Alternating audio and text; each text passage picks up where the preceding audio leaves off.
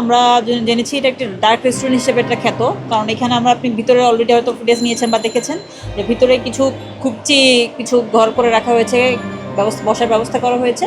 এখানে মেইনলি অসামাজিক কিছু কার্যকলাপ ঘটতেছে। এছাড়া এই মানে এটা তো একটা রেস্টুরেন্ট, এটা রেস্টুরেন্টের যে স্বাভাবিক যে বৈশিষ্ট্যগুলো, যে পরিষ্কার পরিচ্ছন্ন পরিবেশে তারা খাবার পরিবেশনা করবে, খাবার তৈরি করবে, এটা কোনো কিছুই তারা ঠিকমতো করছে না। এবং হচ্ছে তাদের কোনো নিবন্ধন জাতীয় যে যে ধরনের পেপারস থাকার কথা, ট্রেড লাইসেন্স বা অন্যান্য যে পেপারসগুলো থাকার কথা, কোনোটাই তাদের নেই।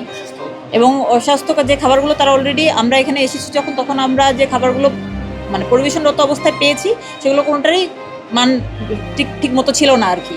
এছাড়া আমাদের পুরো দেখেছেন, পুরো রেস্টুরেন্টে আপনারা হয়তো ঘুরেছেন যে এখানে পুরো পরিবেশ হচ্ছে নোংরা, অপরিচ্ছন্ন, এক বাজে পরিবেশ এখানে। আমরা যখন এসেছি তখন এখানে বেশ কিছু লোকজন পেয়েছি, এবং দুঃখজনক হচ্ছে এখানে আসলে নর্মাল রেস্টুরেন্টের মতো আমাদের কাছে মনে হয়নি। আমাদের কাছে একটু মনে হয়েছে একটু মানে সামথিং ইজ রং। এবং আমরা মানে যারা এখানে ছিলেন, ক্লায়েন্টের যারা ছিলেন, তাদেরকে আমরা যে অবস্থায় পেয়েছি এটা আসলে খুব মানে শোভন অবস্থায় আসলে পাইনি। মানে এটা খুব নর্মাল রেস্টুরেন্টগুলোতে যেরকম হওয়ার কথা সেরকম আসলে পাওয়া যায়নি। তো আমরা আসলে কয়েকজনকে আমরা কথা বলেছি, কয়েকজনের সাথে কথা বলেছি, তাদের কাছে মুচলেকা নিয়েছি যে তারা যেভাবে এখানে অসামাজিক কার্যকলাপে লিপ্ত ছিল, এবং তাদের ফ্যামিলির সাথে কথা বলেছি, আমরা তাদের গার্ডিয়ানদের সাথে কথা বলে আমরা তাদেরকে মুচলেকা নিয়ে আমরা তাদেরকে ছেড়ে দিয়েছি। রেস্টুরেন্টের বিরুদ্ধে ব্যবস্থা হচ্ছে গিয়ে, আমরাও যিনি ওখানে আছেন, যিনি কেয়ারটেকার বা ম্যানেজার হিসেবে আছেন, উনি দাবি করতেছেন যে উনি মালিক না। আমরা ওনার বিষয়টা আমরা তাকে ধরে নিয়েছি, সে হয়তো ম্যানেজার, সে যেহেতু দাবি করছে সে মালিক নয়, কারণ আমরা ম্যানেজার হিসেবেই তাকে ট্রিট করছি। তো ওনার বিরুদ্ধে তো ব্যবস্থা নেওয়া হয়েছে। ওনাকে আমরা ওনার কাছে মুচলেকা নিয়েছি, উনি যে এই ধরনের অসামাজিক কার্যকলাপে উনি ইন্ধন যোগাচ্ছে এই কারণে। আর এছাড়া রেস্টুরেন্টের যে পরিবেশটা যে নোংরা, অপরিচ্ছন্ন এবং তার যে কোনো নিবন্ধন নেই, এই কারণে আমরা তাকে নিরাপদ খাদ্য আইন অনুযায়ী 2 লক্ষ টাকা জরিমানা ঘোষণা করেছি।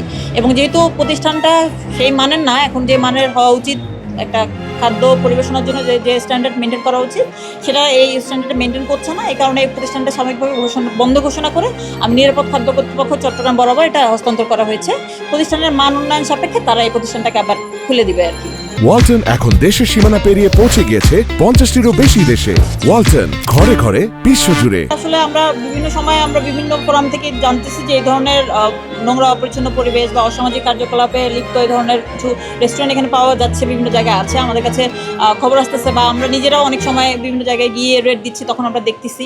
তো আমার কাছে মনে হয়েছে যে এই প্রতিষ্ঠানের যে ধরনের প্রতিষ্ঠান এখানে চলতেছে, এই ধরনের প্রতিষ্ঠানগুলো থাকা উচিত না। এই কারণে আমরা আমাদের অভিযানগুলো অব্যাহত রাখবো এবং এই ধরনের প্রতিষ্ঠানগুলো চিহ্নিত করে আমরা ব্যবস্থা গ্রহণ করবো। তাহলে ট্রেড লাইসেন্সটা আপডেট না করে দোকান খুলছেন কেন? খুলছে বেশি দোকান নাই, কাজ করে সব কাজ করে নতুন করে। ঠিক আছে, ডেফিনেটলি আপনি আপনার জায়গা থেকে রাইট। হ্যাঁ, ট্রেড লাইসেন্সটা আপডেট না করে দোকান খুলছেন কেন? আপডেট ওনারা করবে বসে আর কি, মানে সবকিছু যেগুলো ডেট না, এগুলো ট্রেড লাইসেন্স কি আপডেট না করে দোকান খোলা যায়?